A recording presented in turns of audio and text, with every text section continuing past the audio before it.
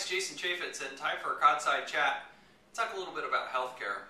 You know, in the United States of America, we have the very best healthcare system in the world. If you're going to get sick, this is the place you want to do it. We can't forget that. But we can certainly do better. No doubt we can do better. Now, there's two things that George Will, one of my favorite pundits, said. He said, if you think healthcare is expensive now, wait till it's free. There's a lot of truth to that.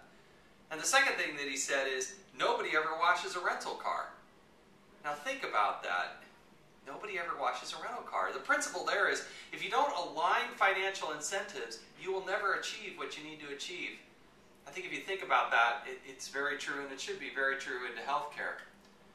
Now, if you're like me, I think you believe that you want to pay your fair share into the healthcare system, but you also want to make sure that everybody else is paying their fair share in the system.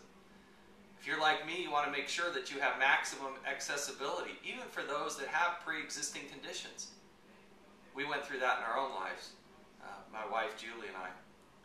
You want to make sure that a healthcare product is highly portable. When you leave one job or transition in your life, you want to be able to take that healthcare insurance product with you, that you don't lose it. Again, something my wife and I struggled with during our career. And you also want to make sure that you have the freedom to choose who you're going to go see and what you're going to be able to do with your healthcare insurance. But what I'm strongly opposed to, and what scares me to death in this Democrat plan, this bill here that's being put forth, this 1,000-page behemoth, is that it's going to put government in control. And the last thing we possibly need is government in between my wife and our doctor. That is not the proper role of government. That's not where we need a Washington, D.C. bureaucrat. Because it's my wife and our doctors that should be able to make the best decision for our family. When my son or our daughters get hurt, I don't want some Washington, D.C. politician to be able to tell me that I'm going to get denied or accepted for a particular treatment. As we take care of our parents as they get older, I don't want that system rationed by government.